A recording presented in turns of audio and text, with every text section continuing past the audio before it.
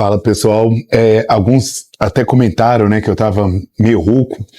Isso vinha durando uns meses e aí eu comecei a sentir algumas dores muito fortes. Então, eu fui investigar e eu descobri alguns probleminhas aí nas cordas vocais. E aí eu vou ter que ficar uns dias sem gravar vídeos, porque eu vou ter que fazer um tratamento e possivelmente uma cirurgia, né? Mas vai dar tudo certo. Então, enquanto isso, eu vou presentear vocês com alguns vídeos que eles estavam na seção de membros, na seção exclusiva. E o bom é que assim vocês podem se animar, se tornar membros, né? E conhecendo um pouco do conteúdo que tem por lá. Lembrando que custa apenas R$ 4,99 por mês, e além de ter acesso a esses conteúdos exclusivos, você ainda vai ter prioridade para que eu responda as suas dúvidas. E a outra dica importante, especialmente para quem for estudante ou profissional da área da saúde, é você assinar o Nerdflix. O Nerdflix, ele é simplesmente o maior streaming do mundo de educação física, e nele você vai ter acesso ilimitado a mais de 300 aulas para você assistir onde, quando e como quiser. Ele é, sem dúvidas, o melhor conteúdo sobre exercício que existe. Se você duvida, basta você assinar. E se você não gostar, você cancela. Não tem pegadinha, não tem fidelização. Eu vou deixar tanto as informações de como se tornar membro quanto as do Nerdflix aqui na descrição do vídeo, tá bom? Então curte aí e até breve.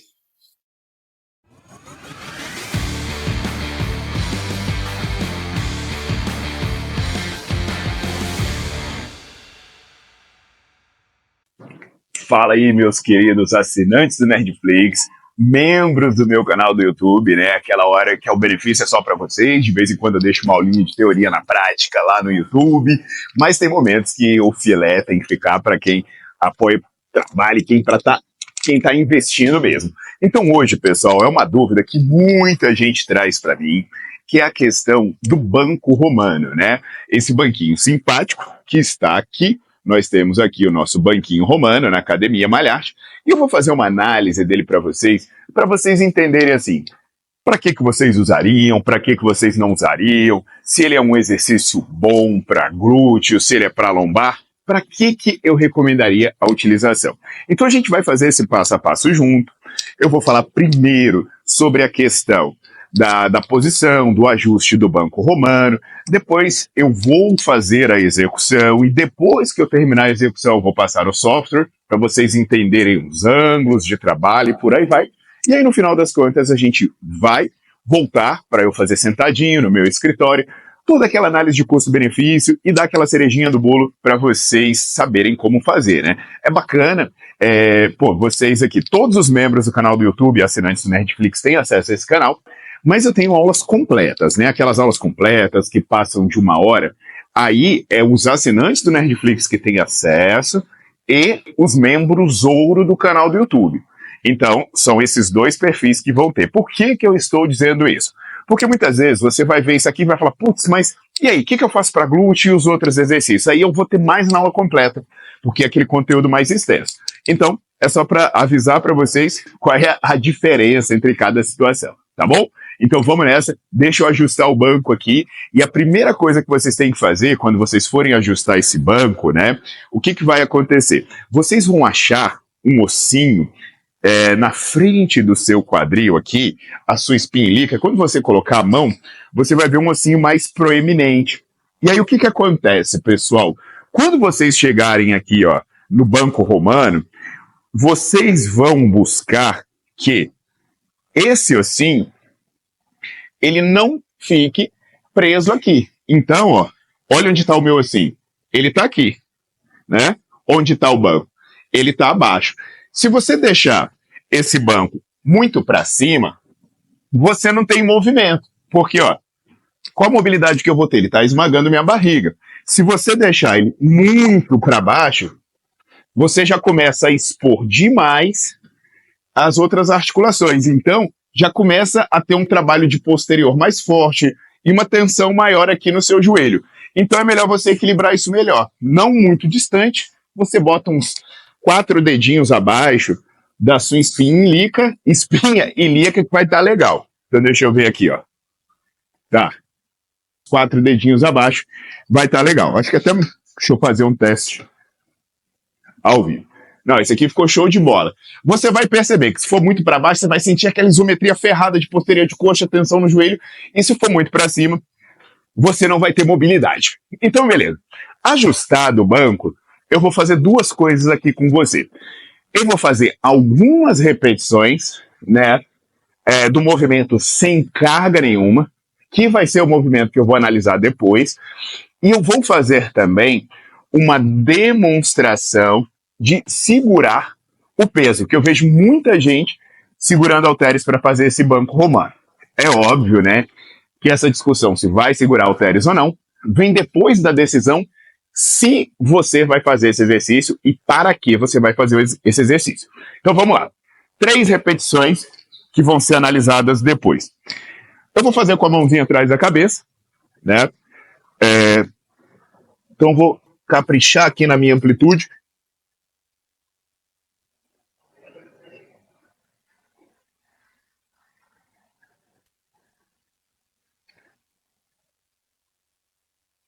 Três. Beleza. Então agora, vamos pegar um halteres e eu também vou analisar essa questão dos halteres fazendo uns cálculos para vocês. Então,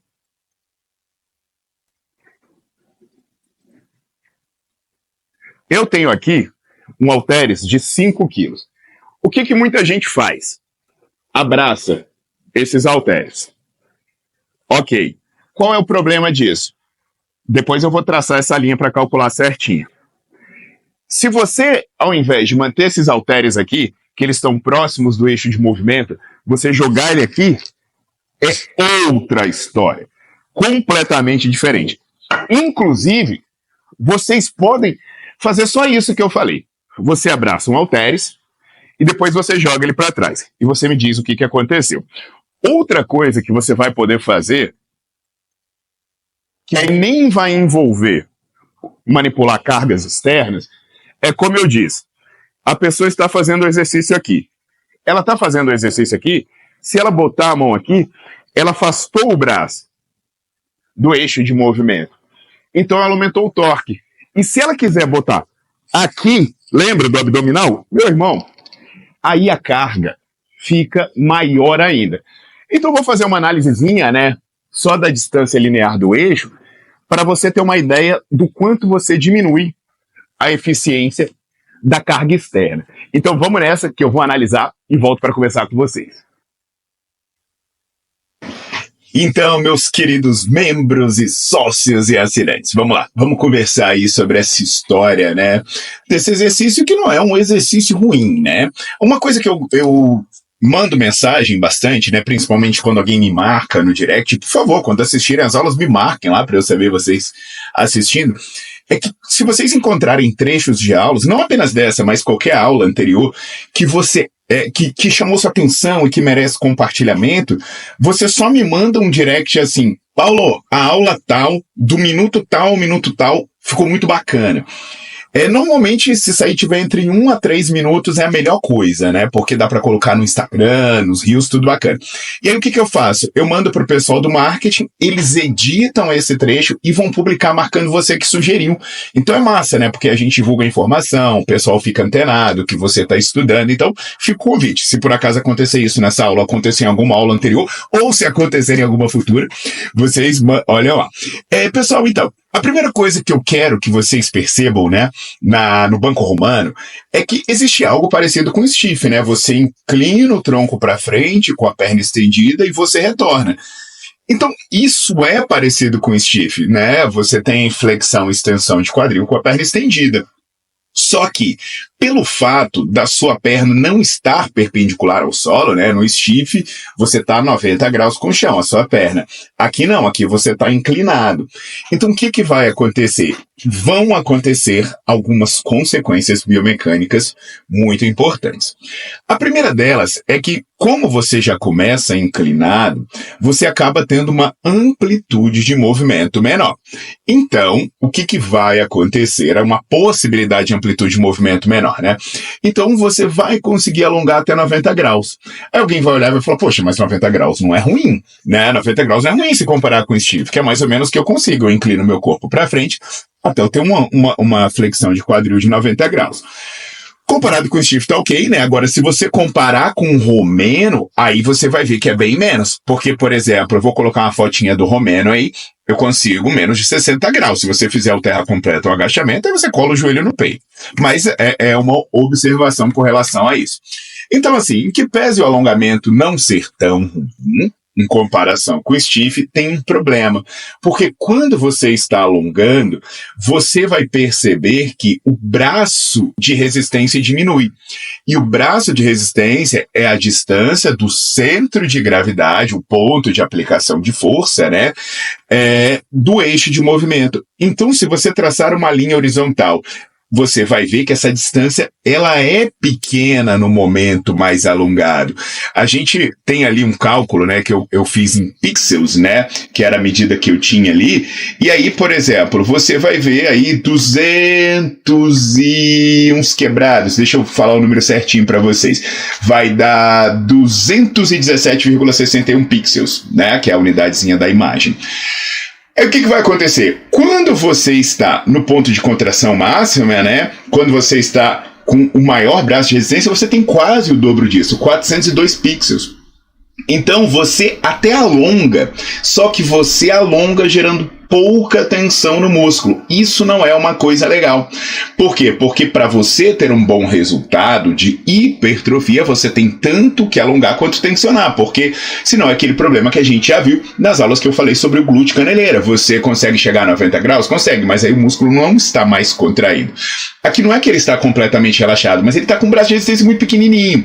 E aí, galera, o que vai acontecer se você comparar, por exemplo, com o romeno, que eu coloquei a foto? No romeno, no ponto de maior alongamento, também é o ponto de maior tensão no músculo, porque você tem a maior distância entre o ponto de aplicação de força e o eixo de movimento. Então, isso daí é algo, né, que a gente precisa levar em consideração se a gente estiver considerando a potencial eficiência desse exercício para hipertrofiar o glúteo. Então, assim, não é uma coisa muito bacana. Na contração, a gente tem outra observação que é relativa a esse ponto aí a essa diferença, né, devido à inclinação do seu corpo. O que vai acontecer na contração?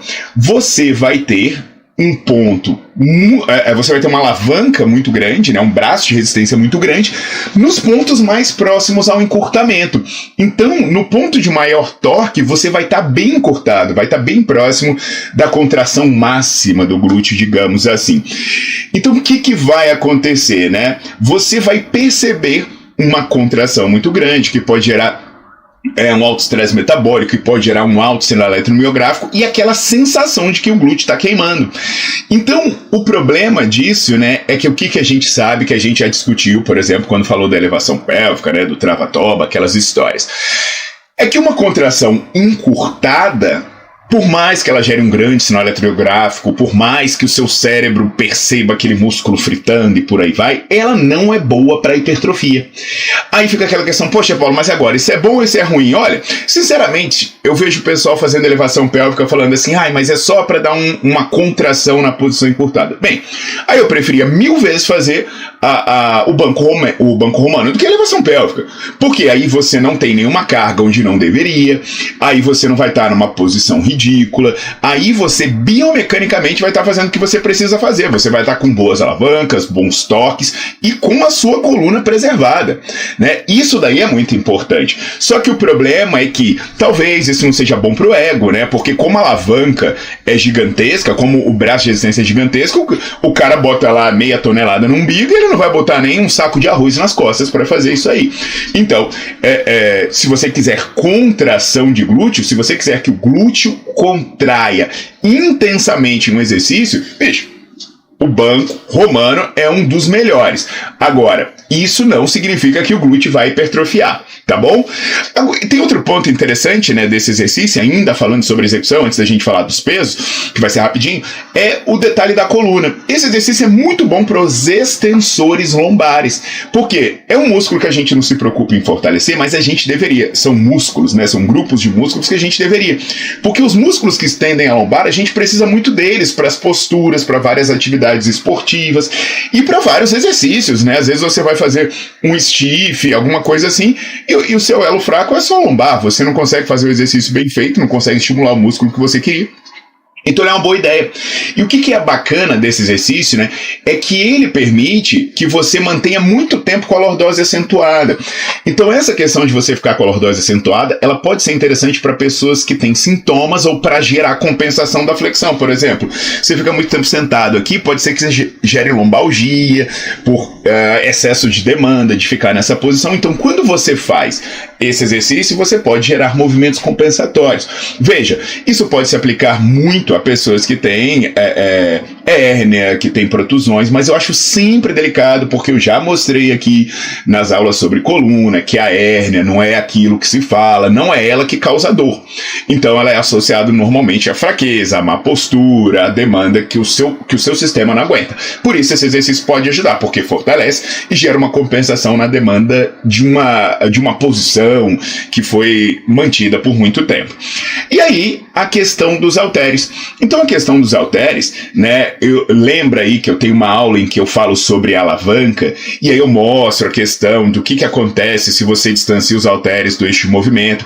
E até eu acho muito bacana vocês assistirem a aula que eu falo sobre isso, que é a aula de abdominal, que eu boto uma balança e mostro quantos quilos se eu abraçar um halteres aqui, se eu botar um halteres aqui, se eu botar um halteres aqui.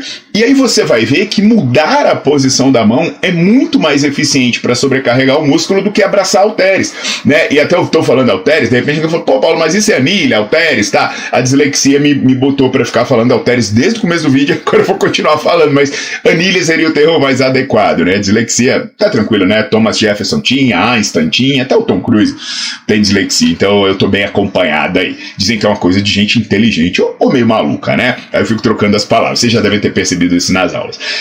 Então, assim, pessoal, você não precisa abraçar halteres muito pesados. Você só vai usando a sua própria mão para afastar o seu centro de gravidade do eixo de movimento, né? Porque se eu tô com o braço para cá, o centro de gravidade está mais embaixo, conforme eu vou subindo meu braço, o centro de gravidade vai se afastando e aí eu gero um maior torque. Eu tenho mais dificuldade para o meu músculo se contrair, mais resistência para o meu músculo se opor. Tá legal?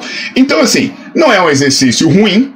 O banco romano, ele tem várias utilidades potenciais, só que lembre-se dessas limitações aí, que é a questão de que se ele está trabalhando glúteo, se ele é bom para hipertrofia de glúteo, se botar um eletromiógrafo, o sinal vai lá em cima, mas isso não quer dizer que ele é a última bolacha do pacote. Para hipertrofia de glúteo, segue sendo básico, vai agachar, vai fazer levantamento terra, vai fazer leg press, conforme eu já expliquei várias vezes por aqui. Então, mais uma vez, muito obrigado por apoiar meu trabalho, por ser assinante, por ser membro do canal. Bons estudos e não se esqueçam de assistir às aulas anteriores, porque o conjunto dessas informações é que vai deixar o trabalho de vocês, ó, maravilhoso. Até a próxima! Então, espero que vocês tenham gostado e não se esqueçam de fazer parte do maior streaming do mundo de educação física, o Nerdflix, com mais de 300 aulas para você assistir onde, quando e como quiser. Ainda tem um aplicativo muito bacana que vai permitir você ouvir apenas o áudio para estudar enquanto está treinando, você vai poder baixar para assistir offline, espelhar com a sua Smart TV e muito mais, tá bom? Olha as informações aqui no link da descrição do vídeo. O outro convite é se tornar membro do meu canal, assim você apoia o meu trabalho e você ainda vai ganhar acesso a conteúdos exclusivos e você vai ter prioridade para eu tirar as suas dúvidas. Até porque tirar dúvidas eu ainda estou fazendo, é só digitar ali. Meus queridos, para se tornar membro, comece em apenas R$ 4,99. É um investimento bem baixo. Até breve!